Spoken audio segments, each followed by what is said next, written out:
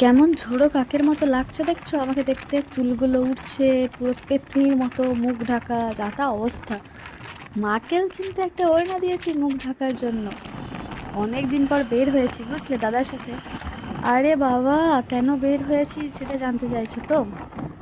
আরে সেদিন তো ছিল 3 এপ্রিল, 18 তারিখে বাড়িতে বিয়ে, এখনো কেনাকাটা হয়নি। কেনাকাটা করতে হবে না তো? সেই সব কেনাকাটা করে, দিদার তো চোখ অপারেশন হয়েছিল, দিদাকে দেখতে যাওয়া হয়নি সেভাবে।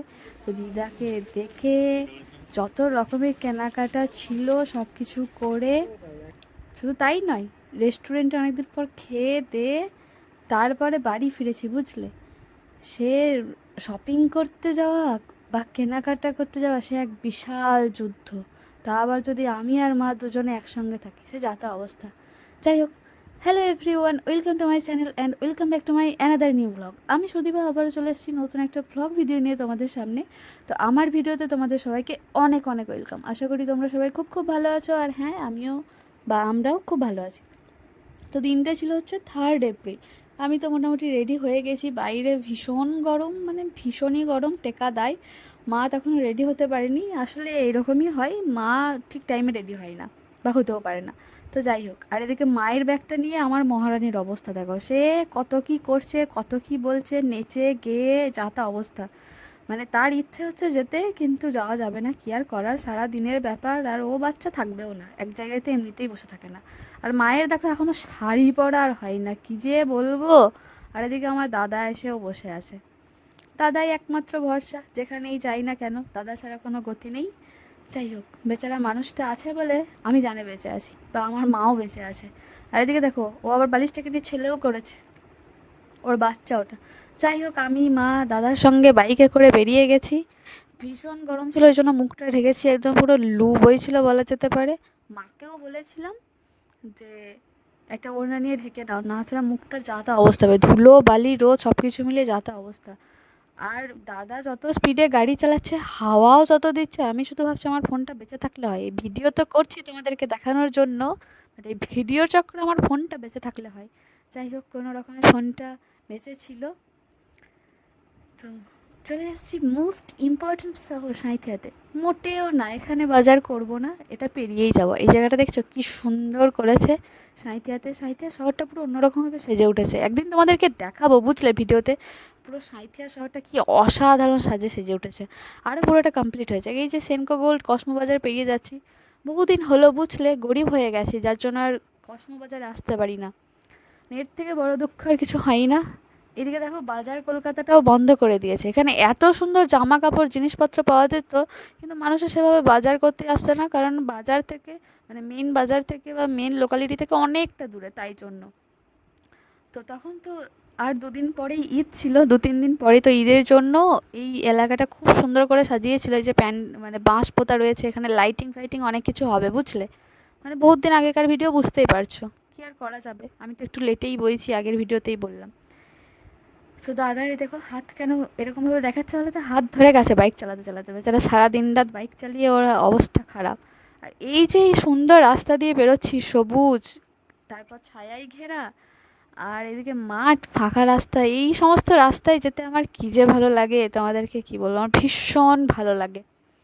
তো এইভাবেই চলে এসেছি এই যে ওয়ান অফ দ্য মোস্ট জঘন্য শহর বলা যেতে পারে। এই কারণে জঘন্য, কারণ চারিদিকে এত নোংরা থাকে, এত জ্যাম লাগে, রাস্তা তো এইটুকুটুকু, তারপর ফুটপাতের ওপর অজস্র দোকান, খুব বিরক্ত লাগে। এমনিতে আমি এই শহরটাকে ভীষণ ভালোবাসি। এই যে এই দোকানটা দেখছো, এই দোকানটাতে না আমি প্রচুর জামা কিনেছি, খুব ভালো দোকানটা, ওই জন্য দেখতে দেখতে যাচ্ছি আর কি আরোই। তো যাই হোক, এই শহরটা আমার প্রাণের শহর, ভালোবাসার শহর অবশ্যই। কেউ কি বুঝতে পারছো? হ্যাঁ, দোকানের নামগুলো দেখে অনেকেই বুঝতে পেরে গেছো। ইয়েস, ইট ইজ সিউড়ি, মানে আমাদের বীরভূমের সদর শহর, আমার মামার বাড়ির কাছেই যে শহরটা। তো এই যে দেখো বড় বড় হোর্ডিংও ছিল। তো শহরটা আমার প্রাণের শহর, ভালোবাসার শহর, এই কারণে, কারণ ছোটো থেকে আমি এখানে বড় হয়েছি, এখানে যাবতীয় যাওয়া আসা সব কিছুই আমি চিনি। কিন্তু এই যে এত ভিড়, এত জ্যাম, এখানে রাস্তাটা তো তাও বড় আছে, ম্যাক্সিমাম রাস্তায় ছোট ছোট রাস্তায় প্রচণ্ড নোংরা থাকে, ঠিকভাবে পরিষ্কার করে না। এর তুলনায় সাঁইথিয়া ছোটোখাটো শহর বেশ সুন্দর। তো যাই হোক, তোমাদের সঙ্গে বকতে বকতে আস্তে আস্তে এগিয়ে যাচ্ছি, কিন্তু ভিড় ঠেলে অ্যাকচুয়াল জায়গায় যে কতক্ষণে পৌঁছাবো, বাপরে, মানে শেষ হয়েও যেন রাস্তা আর শেষ হয় না। বাপরে বাপরে, এত ভিড়! সবই ঈদের কেনাকাটা চলছে, এরা এত কেনাকাটা করে কি করবে আমি ভাই বুঝতে পারি না। যাই হোক, এই যে চলে এসেছি ভবানী ক্লোথ স্টোরে। তো এটাই সব থেকে বড় দোকান বলা যেতে পারে সিউড়িতে। আর আমার এই দোকান ছাড়া অন্য কোথাও শাড়ি পছন্দ হয় না। বলতে পারো বড়লোকি হাবভাব, তবে হ্যাঁ, হতেই পারে বড়লোকি হাবভাব। আমি বড়লোক তো বড়লোকি হাবভাব হবে না। আসলে ব্যাপারটা হচ্ছে এখানে ইউনিক শাড়ি পাওয়া যায়, মানে আমি পরবো তো আমিই পরবো এরকম ম্যাক্সিমাম আমার শাড়ি আছে। মানে 99% শাড়ি আছে যেটা আমি পরি আমিই পরি। আমি অন্য কাউকে ওই সেম শাড়ি সেম ডিজাইনের শাড়ি আমি কিন্তু পরতে দেখিনি। যার জন্যই আমার এখানে আসা, দাম দিয়ে কিনবো ভালো কিনবো, কারণ একমাত্র আমিই পরবো। আমার এরকম ইউনিক ড্রেস বলো, সেটা জামা বলো শাড়ি বলো, ইউনিক জুতো বলো, আমার পরতে খুবই ভালো লাগে। তো ওখানে একজন আন্টি ছিলেন যার ব্যাগের কোনো সমস্যা হয়েছিল, মা ওটা ঠিক করে দিচ্ছিল, দেখতেই পেলে। তারপর দাদা আমি আর মা ভিতরে ঢুকে গেছি। তো দাদা দায়িত্ব নিয়েছে এবার মায়ের শাড়ি কিনে দেওয়ার, কারণ অন্যবার তো আমিই দায়িত্ব নিই, আমি শুধু দেখছি যে এরা দুজন কি করে, আসলে কিচ্ছু পারবে না, আমাকেই করতে হবে। প্রথমে ভেতরের কাউন্টারটাতে যাওয়া হলো, যেখানে সবচেয়ে দামি শাড়ি থাকে। ওখানে দামি শাড়িগুলো ভেতরেই থাকে। এখানে আয়নাতে নিজে একটু কেত মেরে নিচ্ছিলাম। এই কারণেই কেত মারছিলাম, কারণ আমি তো জানি ওরা কিচ্ছু করতে পারবে না, সেই আমাকেই করতে হবে। এখানে নানা রকমের শাড়ি দেখানো হচ্ছে ভেতরের কাউন্টারে। আরও অনেকেই ছিল, অনেক রকমের শাড়ি দেখানো হচ্ছে। আর ভিড় দেখছো? ও না, এটা ভেতরের কাউন্টার নয়, বাইরের কাউন্টার, সরি। ভেতরে আসলে সেভাবে কোনো লোক ছিল না। তো যারা ছিল সব বাইরেই ছিল, তাই জন্য ঠিক আছে, বাইরে যদি পছন্দ হয় তাহলে দেখো, এরকম বলেই বাইরে আসা হলো। তো এই শাড়িগুলো মাকে দেখানো হয়েছে। শাড়িগুলো মোটামুটি ইউনিক ছিল, কিন্তু খুব বেশি দামের ছিল না। তারপরে এই যে ভেতরে এসেছি দেখো, এটা খুব সম্ভবত মাহেশ্বরী না পৈথানি সিল্ক, এরকম কিছু একটা, পৈথানি বটে। ভীষণ সুন্দর শাড়িগুলো, আমার তো ভীষণ পছন্দ হয়েছে। কিন্তু আমি কোনো ডিক্লারেশন দিইনি, বুঝলে? আমি হ্যাঁও বলিনি নাও বলিনি, যার জন্য মা বা দাদা কেউ ডিসাইড করতে পারিনি। এই শাড়িটা ছিল কাকিনাড়া সিল্ক। একবার দেখে আমার এত পছন্দ হয়ে গেছে, দামটাও এত কম। মাকে বলেছি তুমি অন্য কোনো শাড়ি নাও বা না নাও, কিনে বাড়ি যাও কি না কিনে বাড়ি যাও, এই শাড়িটা নিতেই হবে। তুমি না বললে আমি পরবো, কারণ শাড়িটা আমার এত ভালো লেগেছে। আরও ভালো লেগেছে এটা রাখার এই যে ভাঁজ করা স্টাইলটা, আমার ভীষণ ভালো লেগেছে। আর শাড়িটা এতটাই সফট, আর এরকম নতুনত্ব শাড়ি দেখলাম তো দেখেই আমি একদম হামলে পড়েছি। মানে নতুনত্ব শাড়ি দেখলে আমার খুব ভালো লাগে। তারপরে এই যে মাকে শাড়ি দেখানো হচ্ছে, মা প্রচুর শাড়ি দেখেছে, দাদা ফেড আপ হয়ে বসে গেছে, মাও প্রচুর দেখছে, আর আমি মজা দেখছি। এবার বলি কেন মজা দেখছি বলছি, কারণ আমি যতক্ষণ না বলবো মা এই শাড়িটা নাও, এই শাড়িটা সুন্দর, মা ততক্ষণ নেবে না। মা নিজে ডিসাইড করতে পারে না। কোথাও গেলে পরে মা কোন শাড়িটা পরবে আলমারি থেকে সেটাই বের করতে পারে না। বাড়িতে কেউ গেস্ট এলে কি রান্না করবে মা সেটাই বুঝতে পারে না, তো কি আর হবে। তো মায়ের শাড়ি তো হলো নয়, জন্য আমি আমার শাড়ি দেখছিলাম। এই যে দেখো এই শাড়িটা নিয়েছি, এটা হচ্ছে অর্গানজা শাড়ি। আমি এর আগে কখনো অর্গানজা শাড়ি পরিনি, নতুনত্ব শাড়ি দেখলাম। আমার বাপু এক দেখাতেই চয়েস, আমি প্রথমে যেটা দেখি আমার সেটাই পছন্দ হয়ে গেছে। শাড়িটা ভীষণই সুন্দর। দাদা বৃথাই চেষ্টা করলো ভাঁজ করার, কিন্তু পারলো না, কারণ ওর দ্বারা হবে না, ও তো বেচারা প্রফেশনাল নয়। আরও অনেকগুলো কালার ছিল, কিন্তু ওটাই সবচেয়ে ব্রাইট কালার ছিল, আমার বেশি ভালো লাগছিল এই কালারটা। তো ওই জন্য নিয়েছি। আর আমার কাইন্ড অফ নীল নীল টাইপের এটা, মানে নীল তো নয়, নীলের কাছাকাছি, তো এই জন্য আমার এই শাড়িটাই ভালো লেগেছে। আর বাকি কালারগুলো একটু মেরে মেরে বয়স্ক লাগছিল, এটা তাও আমার পরার মতো ঠিক আছে। দাদা বলছিল এটা বিয়ে বাড়ি পরার মতো নয়, একটু ঝকমকে নেয়। না ভাই, দরকার নেই এত গরমে, ঠিক আছে। তো ভেতরের কাউন্টারে এই শাড়িটা মাকে দেখানো হয়েছিল, মা তখন নেয়নি। তারপরে এসে আবার আমি যখন বললাম মা এটা নাও, তখন মায়ের মনে হলো না এটাই নিই। যাই হোক, আমার শাড়িটার দাম ছিল 2,000, মায়ের শাড়িটা হচ্ছে 4,000। বুঝতে পারছো মাকে কত ভালোবাসি, মাকে ডাবল দামে শাড়ি কিনে দিয়েছি। যাই হোক, অবশেষে শাড়ি পছন্দ হলো। এই কপাল, দাদা বলেছে একবারে নিয়ে নাও, ঘোরত ফেরত করতে পারবো না, আর কয়েকদিনের মধ্যেই তো বিয়ে, সম্ভব নয়। যাই হোক, তো শাড়ি কেনা হলো। এবার চলো, কি ভাবছো বাড়ি যাবো? মোটেও না, শাড়ি কেনা হয়েছে সবে, আরও অনেক কিছু কেনা বাকি আছে। এই দোকান থেকে তো সবে বেরোই, দাঁড়াও, এখন অনেক কিছু কেনাকাটা বাকি আছে, সেইগুলো করতে হবে। শুধু শাড়ি কিনলে হবে? শুধু শাড়িতে তো হবে না, এটা টাকা পড়ে গিয়েছিলো, বুঝলে? টাকা কেন ছাড়বো বলো তো, তাও আবার আমার হাত থেকেই পড়েছে টাকাটা। খুচরো 3 টাকা না 4 টাকা মতো দিয়েছিল, সেটাই আর কি আমার হাতে ছিল। মানে ওইটুকুই আমার লাভ হয়েছে আর কি, কি আর বলবো। কিন্তু লাভ কিছুই হয়নি। একজন মানুষ এসেছিলো, একজন কাকু, এই যে সামনে রয়েছে না, তো চাইছিল, টাকাটা দিয়ে দিয়েছি।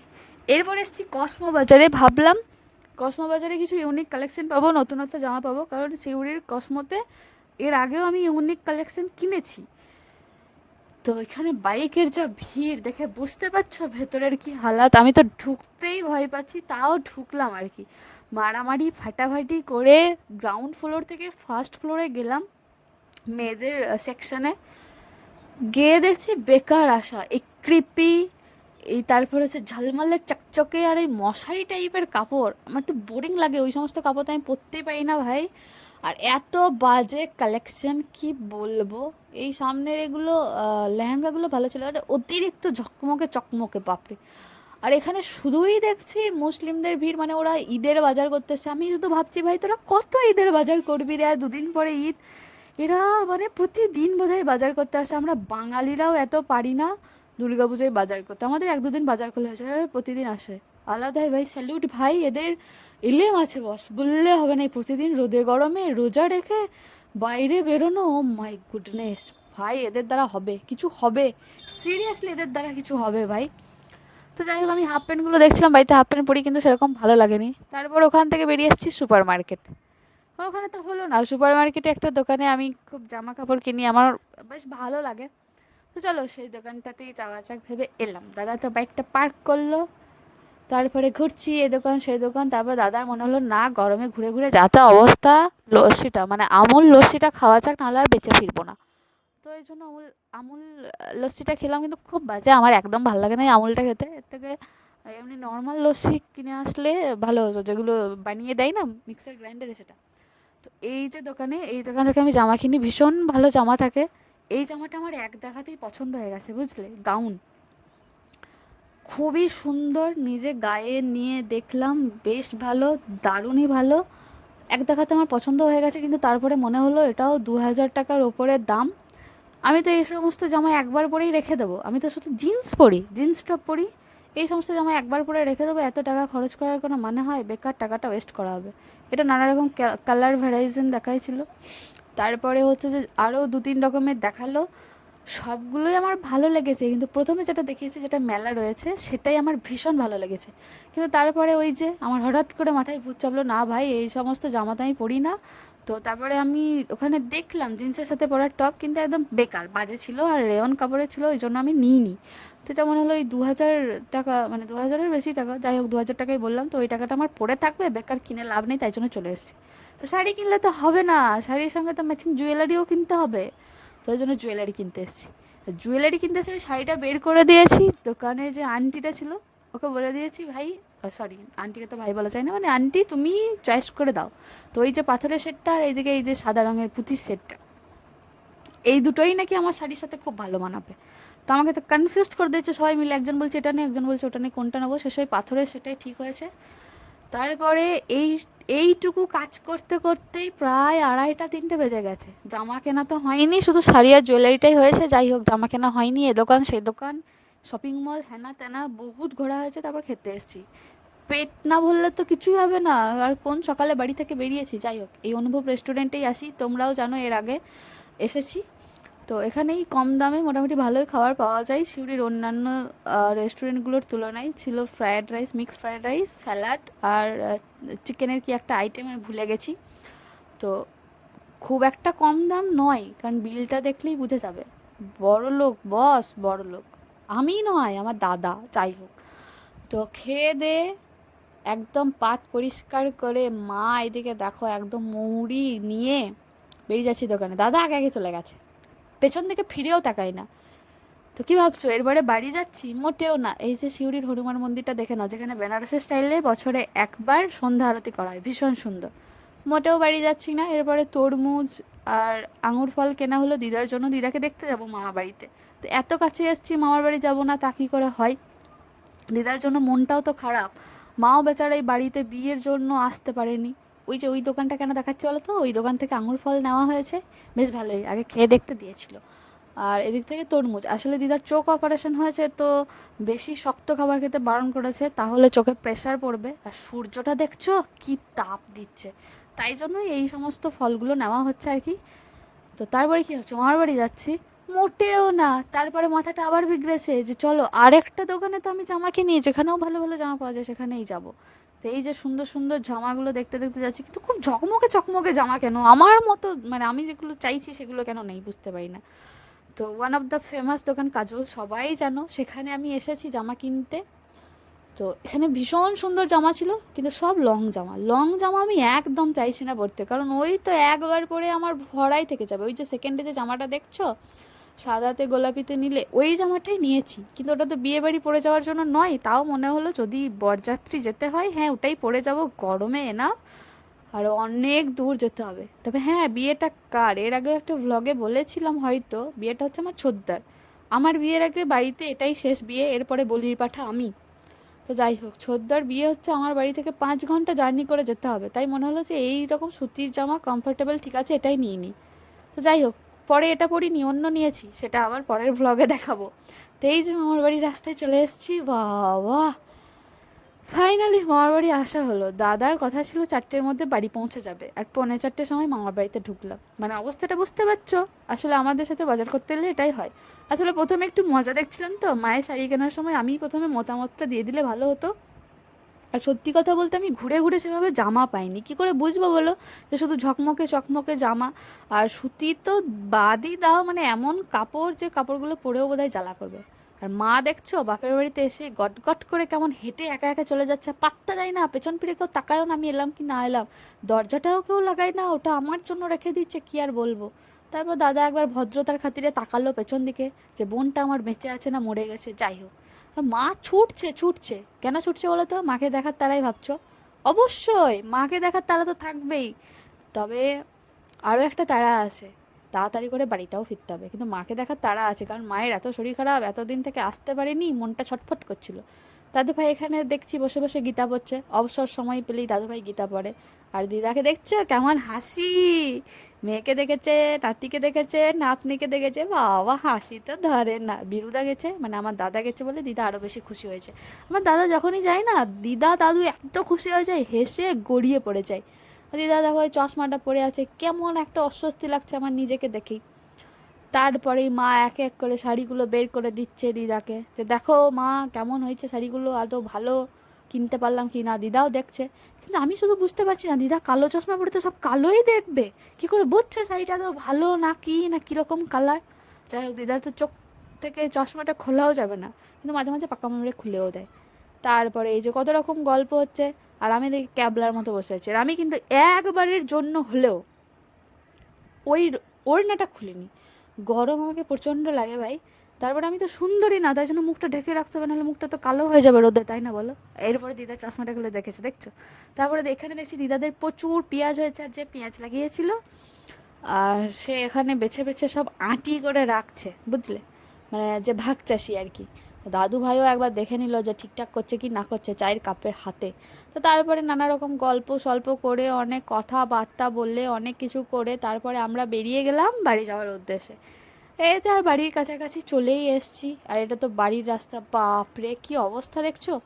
তো যাই হোক, আজকের এই ভিডিওটা তোমাদের কেমন লেগেছে, কেনাকাটির ব্লগ কেমন লেগেছে, আর কোন শাড়িটা বেশি ভালো হয়েছে সেটা অবশ্যই কমেন্ট করতে ভুলো না যেন। তো যারা নতুন দেখছো তারা অবশ্যই আমার চ্যানেলটাকে সাবস্ক্রাইব করে দিও, পাশে থেকো। আর যারা পুরনো আছো তারাও প্লিজ সাপোর্ট করো, কারণ তোমাদের সাপোর্ট ছাড়া আমি তো এক পাও এগোতে পারবো না, সেটা তোমরাও জানো আর আমিও জানি। প্লিজ সবাই কমেন্ট করো, লাইক করো, শেয়ার করো, অবশ্যই সাবস্ক্রাইব করে দিও, পাশে থেকো। দেখা হবে নতুন একটা কোনো ভিডিওতে, ততক্ষণের জন্য চলো টাটা বাই। সবাই ভালো থেকো, কমেন্ট করতে ভুলো না যেন। রাধে।